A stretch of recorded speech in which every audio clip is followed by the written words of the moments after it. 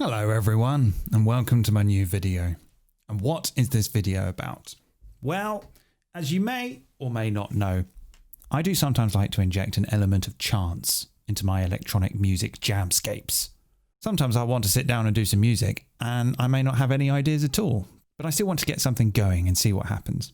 Coming from a background of playing in various bands with human beings, I can confirm that decorating a passage of time with like-minded people who are all in their element, frowning at each other's navels, riffing around the depths of a collective subconscious, massaging each other's muscle memories, wrestling with our own internal dialogues in the hope that, for a short while, we can be set free from all the logic and reasoning, all the fears and frustrations that are holding us back, and just come together as one, so that we can all achieve the ultimate goal, both as the performer and the audience, to simply get lost in music. I can confirm that this is the stuff of life. When I started making music on a computer, all of that was lost. The ebb and flow was gone. Opening an empty project felt like sitting down to write an essay, instead of meeting someone for a conversation. There was also a tremendous sense of pressure and responsibility for being held accountable for every decision that was made. No one there to wink at you when you play a bum note. No one there to kindly say, "That was good, but try something else." No one there to bounce ideas off. It was cold, calculated, and would often leave me cringing listening back to my own music, always dreading those moments where I'd slaved over one bar of music but couldn't quite get it right. I knew something had to be done about this.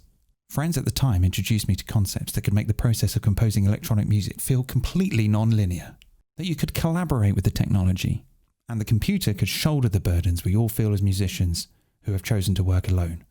You might be like me in the sense that you enjoy spending extended periods of time by yourself, and that's fine. But when it comes to making art, we all need a bit of interaction and uncertainty, an element of risk. And it's moments like these that hidden practices such as probability can inject a profound sense of humanity into a widely known automated process. It doesn't have to be about just pressing go. It can just as much be about, what's it going to do? And I can't think of a better environment to explore this than Ableton Live. Let's get started. Right. I wrote that script about 8 hours ago and I didn't think it would take so long to read. Anyway, so, right. We've got probability now in Live 11, which I have open right here. Remember that this is the beta, so it may crash. In fact, they want it to crash so that we can tell them that there are crashes. So don't call out the crashes. I don't call out the CPU either. It's the beta. There's this cool CPU meter thing anyway. I'm sure you've seen everything by now. It's been a week. So we've got this little probability lane in the Midi editor. Remind myself to activate the halo. Activate the halo. Let's shut off the velocity. So we've got this probability lane. So this is exciting. Up until this point, there were hacky ways to do stuff like this. But now they've kind of officially integrated it. They've endorsed the idea. So we can have probabilistic MIDI. It's brilliant. And the thing that I'm so interested in is that the probability is not on a per step basis. It's actually on a per note basis. So immediately, like if we go to scale, fold the scale, and draw in some notes. They've also taken the kind of pitch lock thing off, or at least I don't recall ever this being a thing before that you could go woo like this. You know, I seem to remember it just kind of going like that. But now you can hold Alt and to do that, which is kind of nice. But I've just drawn a load of random crap. So let's just draw in a load of that and listen to what it's done.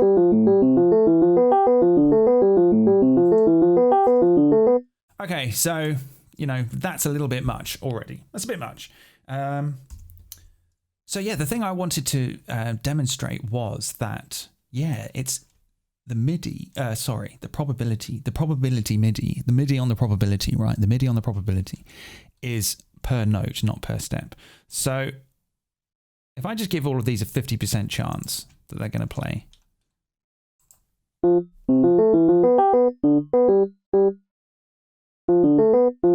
Okay, so if I add some more notes in here,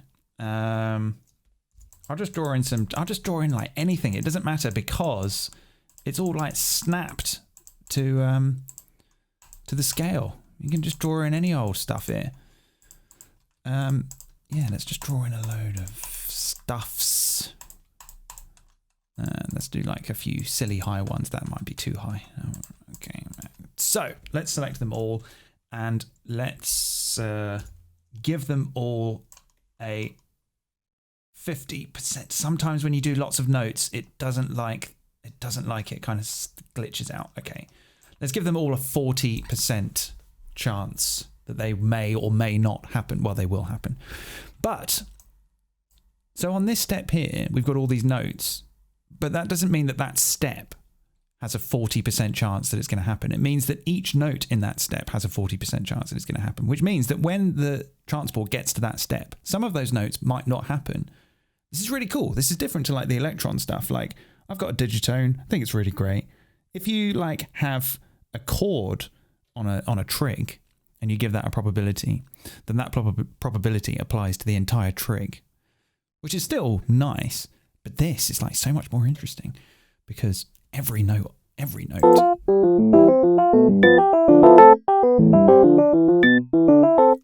Okay, let's give them slightly less.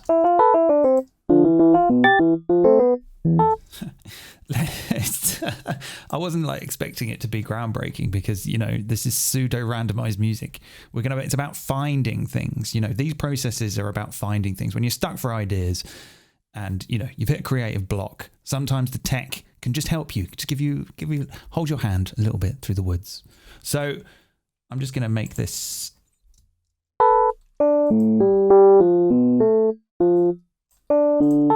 Okay, why don't we randomize the probability, a little bit of randomize the velocity. So I've selected at the moment you kind of have to turn the probability off to randomize just the velocity or something. I haven't quite worked it out, but let's randomize this.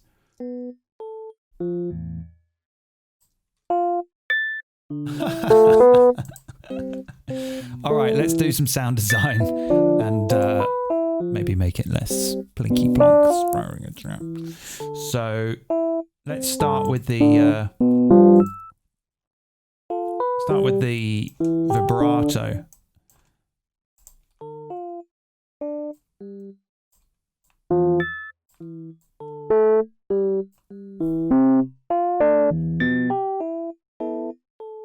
Okay, I'll put in a note length just to make those notes go a little bit longer.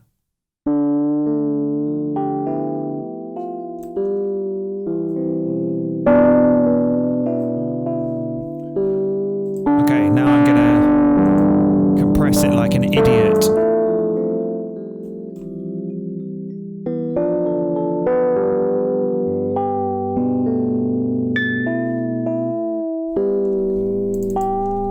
And you know what I'm going to do? I was thinking about my my intro, my pretentious intro. I'm gonna put a few bum notes in for a laugh. I'm gonna put a few. Oh, what have I done here? Fold. Okay, yeah, I'm gonna put a few bum notes in. I'm gonna put in a few wrong notes just for a laugh, so that Ableton can play a bum note, and then I can wink at it and go, "It's all right," you know. We all play bum notes sometimes. So, but I'm gonna be quite careful with the bum note. So I'm gonna maybe do like a augmented fourth there, and I'm going to give that an incredibly low probability, and maybe somewhere I'll do like a minor third. Oh my god, who'd have thunk it? A minor third over a major scale. Everyone's going to kill me. Okay, a couple of bum notes in there. Let's just see, give it a bit of humanity.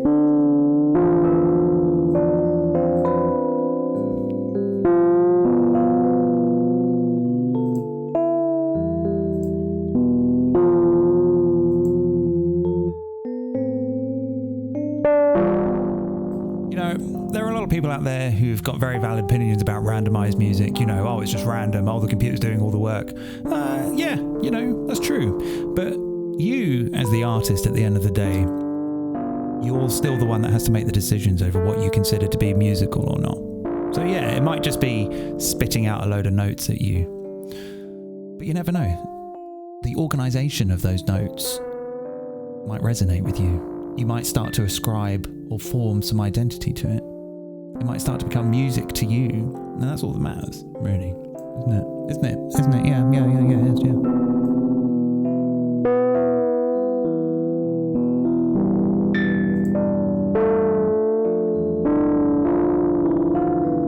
Okay, let's do the shimmer. Let's do the shimmer on the hybrid reverb.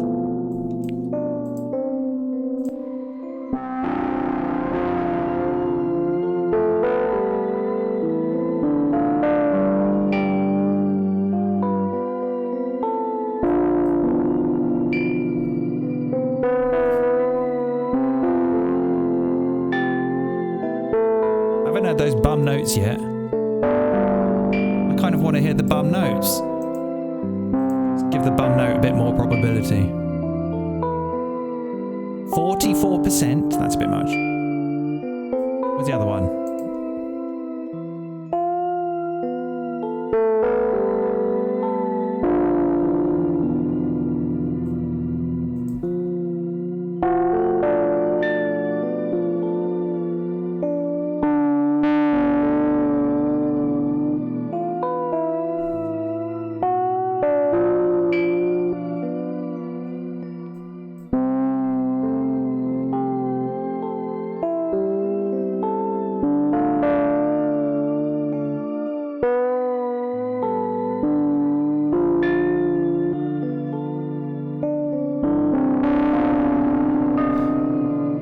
There was a bum note.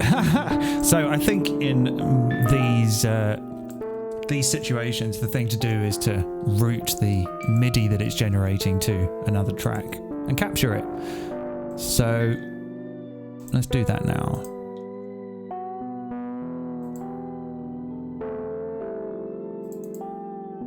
Look at that. Look at all those juicy seeds of MIDI.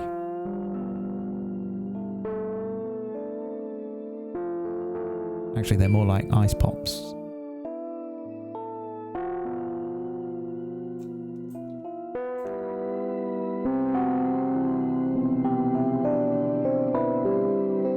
Interesting, it records each note with 100%. Well, of course it would record it with 100% probability.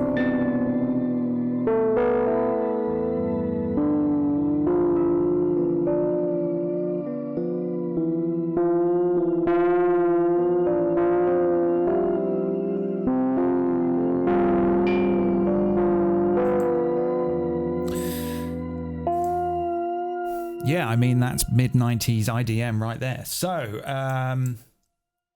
you know, that's nice, isn't it? But why don't we do it with some breaks? Because that's really what everyone's here for, isn't it? Can you do some more videos about cutting up break beats, please? Can you do that? I really like those ones. That's how people on the internet talk. Okay, I'm going to chop this Aretha Franklin breakup. It's fat. Listen to this.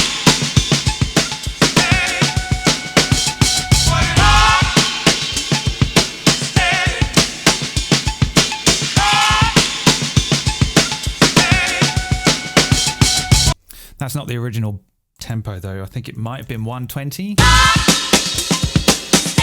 No, maybe 110.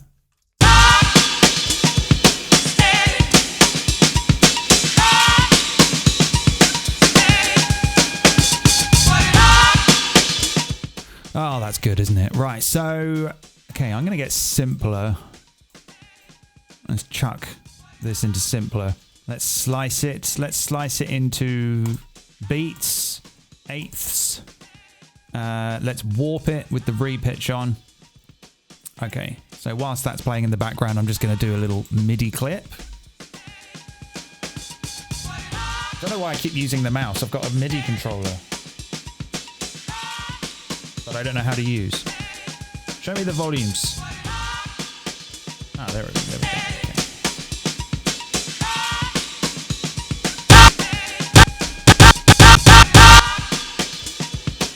Sorry about that sudden burst of noise.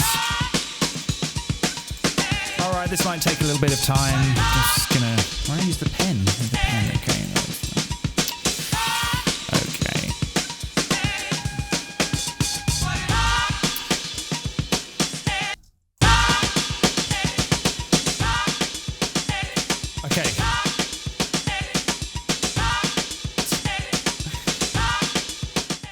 I did that wrong. So we need to address that right now. The pen, so I guess I could select all, multiply it by 2. Yeah, okay, but the loop is not long enough. I want the loop to be, okay, length 4 bars. Okay, so I'll just take this, just duplicate that. Oh, go back a bit, whack it up a little bit more. Okay, so now we've got that loop.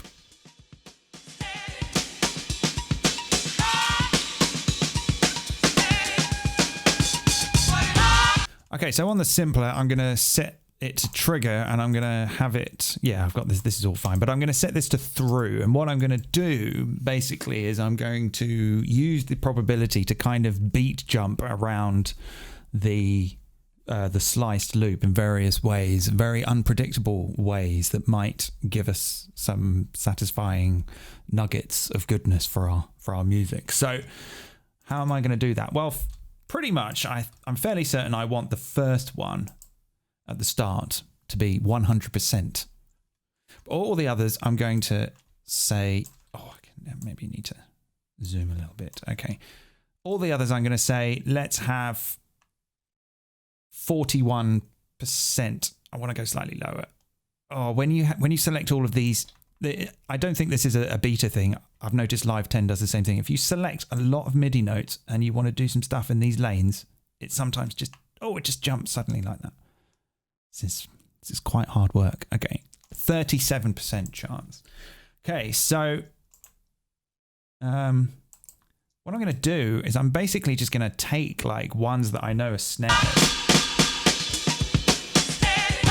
Oops, I'm going to take ones that I know are snares or kicks or certain accents in the break and just move them to other places so that they might kind of get played again. Let's do it with the kick first. Let's put the kick here. Let's give that. Okay. This is a snare here, so I might maybe put a snare. Already it's starting to do its thing. So yeah, I mean, this is just, I'm just going to sort of, I don't know what I'm going to do. I need to think about this. This is a kick. Let's maybe put that kick there and let's maybe put some like that. So I've kind of done like a sort of a dotted crotchet and a 1, 2, 3, 4, 5, 6 repetition of let's do it here as well. And maybe for this, so I'm just gonna just take this MIDI and just sort of copy it to places where I think it might be fun. Mostly on the snares. That's a snare, I think. This I think is a kick. That's a snare, and this is a snare, isn't it? No, that's a snare. Let's just run it, see how it goes.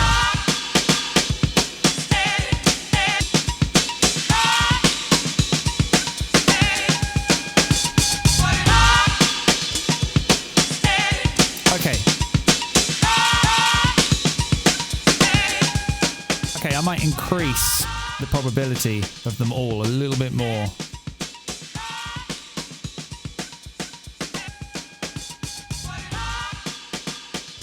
Yeah.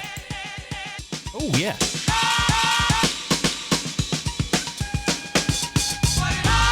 I'm just going to do it with random ones now.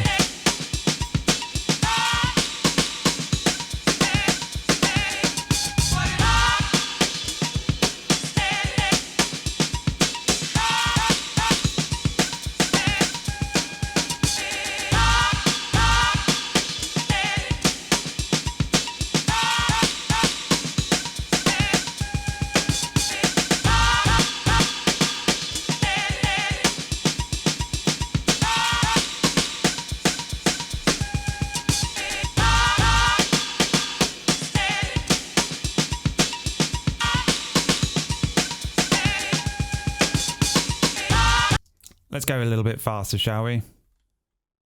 Let's go to 140.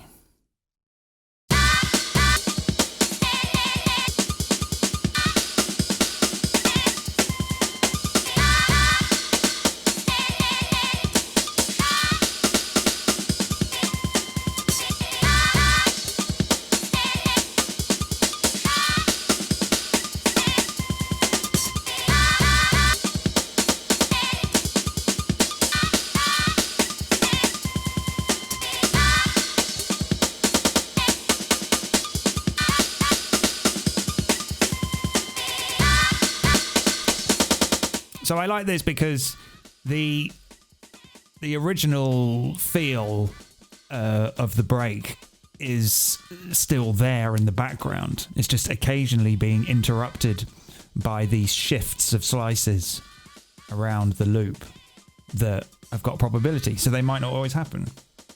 But it's kind of done in a way that could be musically gratifying. It's not too random. I've thought about it. You know, I use my brain.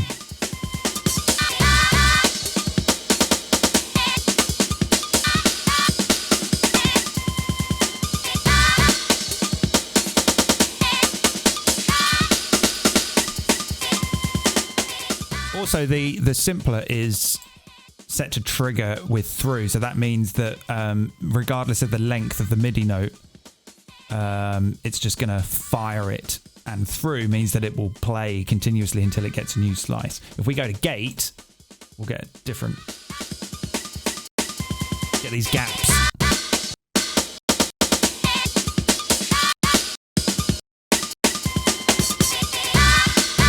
Could be nice as well. Maybe we could turn through off and just go for mono. See what we get. More gaps.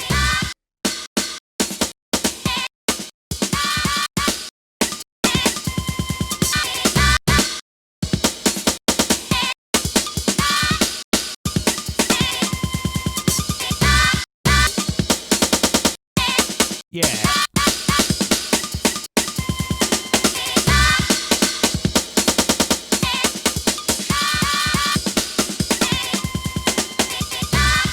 So yeah, I mean, you know, we could maybe do the same thing again, record this to a new MIDI clip. I mean, this isn't the most glamorous looking piece of MIDI in the world, is it? But, you know, it doesn't matter.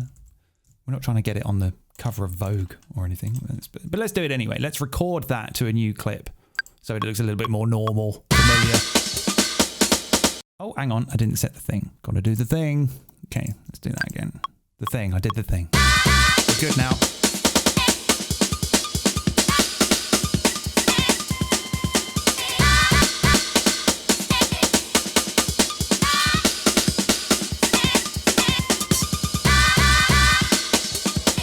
So the reason why I'm doing this is so that I can kind of salvage the, you know, capture the random stuff in case there's something in there that I think is really good, and then I want to use it. And then I kind of like, you know, consolidated the idea.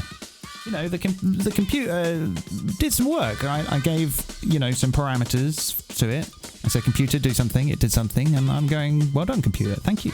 Thank you for this. I give it a little pat on the back, because I'm condescending to my computer. Well done, computer. Computer. Hello, computer.